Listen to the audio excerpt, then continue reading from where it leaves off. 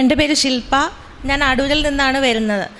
ഞാനിപ്പോൾ വന്നത് എൻ്റെ ജീവിതത്തിൽ സംഭവിച്ചൊരു വലിയൊരു സാക്ഷ്യം ഇവിടെ പങ്കുവയ്ക്കാനാണ് വന്നത്. അമ്മ മാതാവിന് കോടി കോടി നന്ദി. ആദ്യമേ ഞാൻ അമ്മയോട് മാപ്പ് ചോദിക്കുകയാണ്.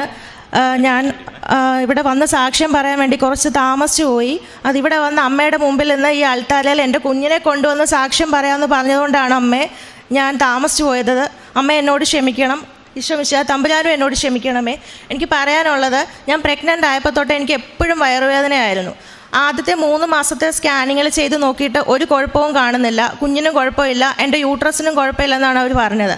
അത് കഴിഞ്ഞിട്ട് 4ാമത്തെ മാസത്തിലെ സ്കാൻ ചെയ്ത് നോക്കിയപ്പം അവർ പറഞ്ഞു യൂട്രസ് കുറച്ച് വീക്കാണ്, കുട്ടി വളരുന്നതിനനുസരിച്ച് യൂട്രസ് വീക്കായിക്കൊണ്ടേ ഇരിക്കുകയാണ്, സെർവിക്സ് ഓപ്പൺ ആയിട്ടിരിക്കുകയാണ്, ഏത് സമയവും കുട്ടി പുറത്തേക്ക് പോരുമെന്ന് പറഞ്ഞു. അപ്പം ഡോക്ടർ പറഞ്ഞു സ്റ്റിച്ച് ഇടുക മാത്രമേ ഉള്ളൂ ഇപ്പം നമ്മുടെ മുമ്പിൽ വഴിയെന്ന് പറഞ്ഞു. അങ്ങനെ ഞാനിവിടെ വന്ന് കിൻഡർ ഹോസ്പിറ്റലിൽ വന്ന് ഡോക്ടറിനെ കണ്ടപ്പോൾ ഡോക്ടർ പറഞ്ഞു ഞാൻ കുറച്ച് താമസിച്ചു പോയി വരാൻ.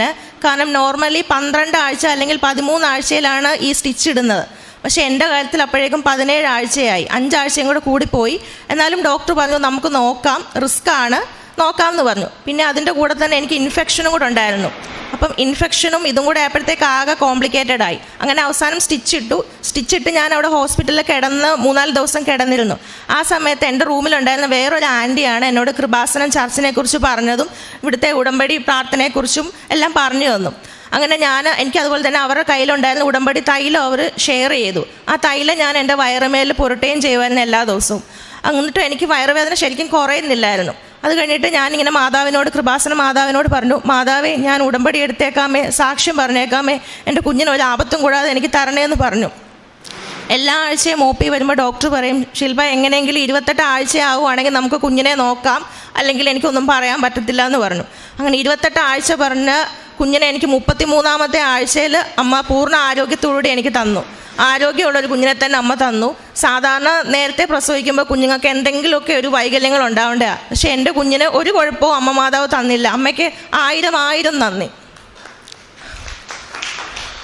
ആ കുഞ്ഞിനെ ഞാൻ അമ്മയുടെ മുമ്പിൽ കൊണ്ടുവരാമെന്ന് പറഞ്ഞിട്ടുണ്ടായിരുന്നു. കുഞ്ഞിനെ ഞാൻ അമ്മയുടെ മുമ്പിൽ കൊണ്ടുവന്നിട്ടുണ്ടെന്ന്. പിന്നെ വീണ്ടും എനിക്ക് അമ്മ 2ാമത് എൻ്റെ കുഞ്ഞിന് വീണ്ടും ഒരു അനുഗ്രഹം കൂടെ തന്നു.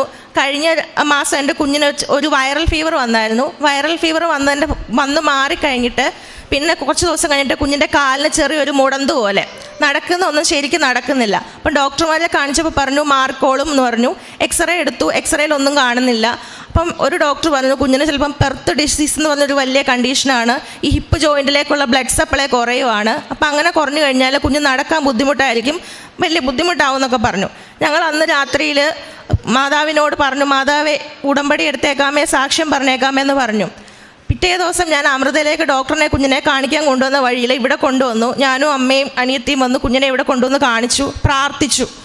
അപ്പം തന്നെ കുഞ്ഞിനെ താഴേക്ക് നടത്തിയപ്പോൾ കുഞ്ഞ് നോർമലായിട്ട് നടക്കാൻ തുടങ്ങി. അത് എൻ്റെ കണ്ണു മുമ്പിൽ അപ്പം തന്നെ കണ്ടൊരു വലിയൊരു സാക്ഷ്യമാണത്. അതുപോലെ തന്നെ പിന്നെ എനിക്ക് പറയാനുള്ളത് OET എക്സാമിൻ്റെ കാര്യമാണ്. ഞാൻ ആദ്യത്തെ ചാൻസ് തന്നെ OET എക്സാം ഞാൻ പാസ്സായി. അത് ഞാൻ ഉടമ്പടി എടുത്തതിൻ്റെ 89ാമത്തെ ദിവസമാണ് എൻ്റെ റിസൾട്ട് വന്നത്. എനിക്ക് UK സ്കോർ തന്നെ അമ്മ മാതാവ് തന്നു. അതുപോലെ തന്നെ എക്സാമിൽ ചെന്നപ്പോൾ എനിക്ക് സമയം കാണാൻ പറ്റുന്നില്ല. എൻ്റെ കണ്ണിന് കാഴ്ചയ്ക്ക് കുറച്ച് പ്രശ്നമുണ്ടായിരുന്നു. ഞാൻ കണ്ണാടി എടുക്കാൻ മറന്നുപോയായിരുന്നു. എനിക്ക് സമയം കാണുന്നില്ല. അപ്പോൾ ഞാൻ എക്സാമിനറോട് പറഞ്ഞു സാറേ എനിക്ക് സമയം കാണുന്നില്ല, കുറച്ച് മുമ്പോട്ടൊന്ന് വെച്ച് തരുമോ എന്ന് ചോദിച്ചു. അപ്പോൾ എക്സാമിനർ പറഞ്ഞു പറ്റത്തില്ലെന്ന് പറഞ്ഞു. അപ്പോൾ എനിക്ക് സമയം കാണുന്നില്ല. അപ്പോൾ ഞാൻ വെച്ച് ദൈവമേ ഞാൻ എന്തിനാ മാതാവേ ഞാനിവിടെ എക്സാം എഴുതാൻ വന്നത്, സമയം കണ്ടില്ല, ഞാൻ ഈ എക്സാം എഴുതുന്നുണ്ട് ഒരു പ്രയോജനവും ഇല്ല. അപ്പോൾ ഞാൻ 1 മിനിറ്റ് കണ്ണടച്ച് കൃപാസന മാതാവിനോട് പറഞ്ഞു മാതാവേ ഞാൻ ഇത്രയും ദൂരം ഇവിടെ വന്നതാണ് എക്സാമിന്, അമ്മേ മാതാവേ എനിക്ക് സമയം കാണിച്ചു തരണേന്ന് പറഞ്ഞു. കണ്ണ് തുറന്ന് നോക്കിയപ്പോൾ എനിക്ക് സമയം മാത്രം കാണാം.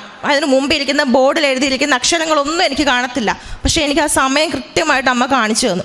അതുതന്നെ എനിക്ക് ആ സമയത്ത് ഒരു അടയാളം കിട്ടി. ഞാൻ പരീക്ഷയ്ക്ക് ജയിക്കും എന്നുള്ള കാര്യത്തിൽ എനിക്കൊരു വലിയൊരു അടയാളമായിരുന്നു അത്.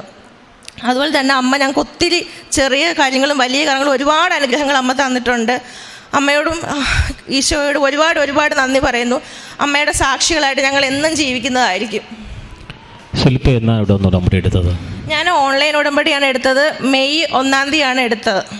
എന്നാണ് കുഞ്ഞിനായിട്ട് ഇവിടെ വന്ന് പ്രാർത്ഥിച്ച ഓർക്കണുണ്ടോ? കഴിഞ്ഞ ഡിസംബറിലാണ് കൊണ്ടുവന്നത്. അന്നാണ് കുഞ്ഞിൻ്റെ കാല് വയ്യാതെ. ജനുവരിയോ എവിടെയാണ് കുഞ്ഞിനെ കൊണ്ട് നിർത്തിയത്? പുറത്തായിരുന്നു നിർത്തിയത്. അന്ന് നമ്മുടെ ചർച്ച് തുറന്നിട്ടില്ലായിരുന്നു. വെളിയിൽ കൊണ്ട് നിർത്തിയാണ് ഞാൻ പ്രാർത്ഥിച്ചിട്ട് പോയത്. മാതാവിൻ്റെ നടയിലാണ്? മാതാവിൻ്റെ നടയിൽ വന്ന് നിന്നിട്ട് പ്രാർത്ഥിച്ചു. അവിടെ വന്നപ്പോഴത്തേക്ക് കുഞ്ഞ് നോർമലായിട്ട് നടക്കാൻ തുടങ്ങി. ഉടമ്പടി എടുത്തേക്കാമേ സാക്ഷ്യം പറയാമെന്ന് പറഞ്ഞു. കുഞ്ഞ് നോർമലായിട്ട് നടന്നു. ഹോസ്പിറ്റലിൽ ചെന്നപ്പോൾ ഡോക്ടർ എന്നോട് ചോദിക്കുക, എന്തിനാ കുഞ്ഞിനെ ഇവിടെ കൊണ്ടുവന്നത്? കുഞ്ഞിന് ഒരു കുഴപ്പവും കാണുന്നില്ലല്ലോ, കൊണ്ടുപോയിക്കോളാൻ പറഞ്ഞു. കരങ്ങളടിച്ച് കർത്താവിന് നന്ദി പറഞ്ഞേ. വലിയ സാക്ഷ്യമാണ്. കുഞ്ഞുങ്ങൾ രോഗാവസ്ഥയിലുള്ളവർ, കുഞ്ഞുങ്ങൾക്ക് അസുഖമുള്ളവർ, ചികിത്സയിലിരിക്കുന്നവരെല്ലാം ഇപ്പോൾ ഈ സാക്ഷ്യം കേട്ട് പ്രാർത്ഥിക്കണം. ഒന്ന് പ്രഗ്നൻ്റ് ആയപ്പോഴുണ്ടായിരുന്ന അവസ്ഥയാണ്. യൂട്രസ് വികസിച്ചതിനാൽ ഉള്ള ദുരിതം, സ്റ്റിച്ചിടാൻ പറ്റാത്ത സാഹചര്യം. കൃപാസനം ഓൺലൈൻ ഉടമ്പടി എടുത്തു. അതിനുശേഷം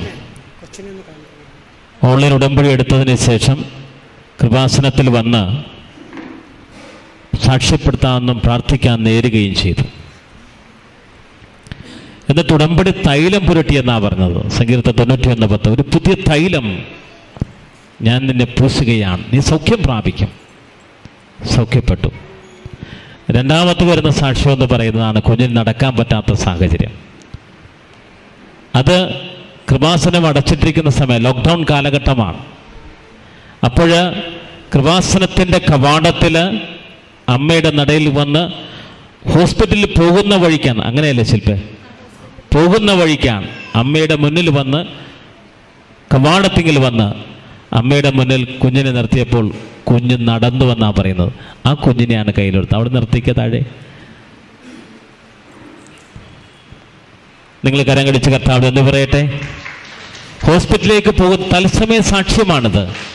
ഉടനടി കർത്താവ് കൊടുത്ത അനുഗ്രഹമാണിത്. ഉടനടി ദൈവം കൊടുത്ത അനുഗ്രഹമാണ്. നിന്റെ ജീവിത ദുരിതങ്ങളും നിന്റെ വേദനകളും നിന്റെ വിഷമതകളും എന്തുണ്ടെങ്കിലും ദൈവം നിന്നെ ശക്തിപ്പെടുത്തും. പരിശുദ്ധമ്മ വാഗ്ദാന പേടകമാണ്. അമ്മയുടെ ശക്തി നിങ്ങളുടേക്ക് കരങ്ങളടിച്ച് കർത്താവ് എന്ന് പറയട്ടെ. ശക്തമായി കരടിക്കട്ടെ. ദൈവത്തിൻ്റെ മുന്നിൽ ഈ സാക്ഷ്യം കേട്ട് പ്രാർത്ഥിക്കുന്നവർ ഓർക്കണം, നിങ്ങളുടെ മക്കൾക്ക് ഏതെങ്കിലും അവസ്ഥകളുണ്ടെങ്കിൽ, ഏതെങ്കിലും രോഗ ദുരിതങ്ങളിലാണെങ്കിലും, ഏത് ചികിത്സയിലാണെങ്കിലും പരിശുദ്ധമ്മ നിങ്ങളെ ഏറ്റെടുക്കും.